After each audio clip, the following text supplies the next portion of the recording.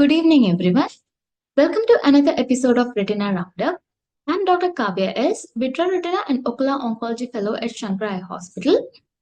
Coming to the first article, the title of the article is Fluid Aspiration from Intraretinal Cyst for Refractory Diabetic Macular Edema. The purpose of this study is to report the surgical outcomes of fluid aspiration in intraretinal cysts as a novel treatment approach for the refractory cystoid macular edema associated with diabetic retinopathy. It was a retrospective consecutive case series which examined 8 patients with refractory cystoid macular edema who underwent intraretinal cyst fluid aspiration using a 38-gauge subretinal infusion needle during past planar vitrectomy. This study reviewed changes in the central retinal thickness, best corrected visual acuity, and central sensitivity among patients followed up for 12 months post surgery. Coming to the results, the central retinal thickness on OCT significantly improved at 12 months after the surgery compared with before surgery. During the follow-up period, cystoid macular edema relapsed in one eye. The best corrected visual acuity at 12 months post surgery was significantly better than the preoperative BCVA. The mean deviation value of central sensitivity did not significantly change between preoperative and postoperative assessments. So the study concluded that the fluid aspiration in intraretinal cysts may be a treatment option for refractory cystoid macular edema in eyes with diabetes. Coming to the second study, this study evaluated intravitreal aflibercept for macular edema due to central retinal vein occlusion. It was a 5-year results of a real-world study known as the Intramed CRVO. The purpose of the study was to report the 5-year outcomes of intravitreal aflibercept in patients with macular edema due to central retinal vein occlusion. Coming to the methods of the study, participants in this study were 51 treatment-naive patients with macular edema due to CRVO who received intravitreal aflibercept 2 mg using treat and extend regimen after a loading dose of 3 monthly injection. The primary outcomes were the mean change in the BCVA and central subfield thickness at month 60 compared to baseline. Coming to the results, at month 60, there was a statistically significant improvement in the BCVA with a mean change of 11.5 letters compared to baseline. 19.6% of the patients gained more than 15 ETDRS letters compared to baseline. Accordingly, at month 60, there was a statistically significant reduction in CST of about 195 micrometer compared to baseline. The mean number of injections at month 60 was 23.7.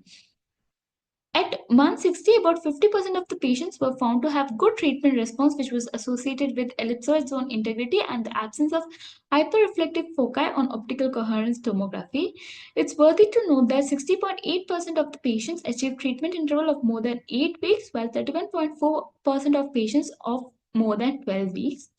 Factors associated with extended treatment interval was intact ellipsoid zone, lower baseline CST, and absence of disorganization of inner retinal layers. So this study concluded that at the 5-year follow-up, intravitreal aflibercept showed a mean gain of 11.5 liters in BCVA with an average of 23.7 injection. 31.4% of patients achieved a treatment interval of more than 12 weeks, while about half of patients showed good treatment response. Coming to the third study, it evaluated the use of perfluorocarbon liquid as a short-term tamponade for managing severe open globe injuries. The purpose of the study was to explore the use of perfluorocarbon liquids as a short-term tamponade in a staged vitrectomy approach for managing severe open globe injuries. This retrospective interventional case series included patient undergoing 23-gauge fast planar vitrectomy with PFCL tamponade for 7 to 14 days, followed by secondary vitrectomy and silicone oil exchange. Key outcome measures included retinal and choroidal reattachment rates, BCVA, IOP, and postoperative complications. Statistical analysis were performed using McNamara's test and student's t-test. Coming to the results, 5 eyes from 5 patients were included with a mean follow-up of 8.4 plus or minus 4.9 months. All patients sustained zone 2 and 3 globe rupture secondary to blood trauma with baseline visual acuity ranging from light perception to no light perception. Intraoperative findings included total hyphema, funnel retinal detachment, traumatic choroidal rupture, suprachoroidal hemorrhage, and extensive intraocular hemorrhage. Following PFCL removal, SCH exhibited full or partial resolution and posterior retina remained attached in all cases. All eyes were salvaged and visual acuity improved to hand movement on postoperative day 1, maintaining stability throughout follow-up. No significant IOP changes were observed post-operatively. Retinal and choroidal attachments were maintained during follow-up with no cases of phthisis bulbi, endophthalmitis, recurrent hyphema, or ocular hypertension. One patient developed corneal degeneration 3 months postoperatively. So, this study concluded that short-term PFCL tamponade in a stage vitrectomy may facilitate retinal and choroidal stabilization while minimizing complications, offering a viable alternative for managing severe OGIs. The fourth study evaluated interferon alpha-2b addition to intravitreal bevacizumab for diabetic macular edema. It was a randomized controlled trial. The intravitreal anti-VEGFs are a standard of care in DME as sight-threatening complications of diabetic retinopathy. However, many patients show suboptimal response to anti-VEGF alone. So this study aimed to investigate the effect of adding interferon alpha-2b eye drops to intravitreal bevacizumab in treating patients with DME. Coming to the methods, it was a double-blind, placebo-controlled parallel clinical trial with eligible eyes of DME patients were randomized into 2 treatment arms, the 3 monthly doses of intravitreal bevacizumab or the 3 monthly doses of IVB plus interferon alpha-2b eye drops. Outcome measures were changes in the central macular thickness and BCVA over 4 months. IOP and possible adverse effects were also documented. Coming to the results, a total of 87 eyes of 87 patients of DME was included. Anatomical and visual improvements were significant in both groups. Final IOP was lower in the IVB plus IFN groups, but within groups, changes were not significant in either arm. No serious adverse effects were noted in the IFN alpha 2B were observed. Coming to the conclusion, adjunction of topical interferon alpha 2B to standard intravitreal bevacizumab therapy may result in superior functional and structural improvement in eyes with DME in short-term follow-up. Fifth study is the surgical management and long-term follow-up of ocular hypertony associated with peripheral circumferential retinal detachment. The purpose of this study was to evaluate the surgical management and long-term follow-up of hypertony related to post-vitrectomy peripheral circumferential retinal detachment. Coming to the methods, eyes diagnosed with hypertony secondary to PCD after past planar vitrectomy were retrospectively reviewed. The patient demographic data, complications management, and treatment outcomes were collected and analyzed. 4 eyes were included in this study. The mean preoperative best corrected visual acuity was 20 by 200 and the mean preoperative intraocular pressure was 4.5 mg. One case had rubeosis iridis.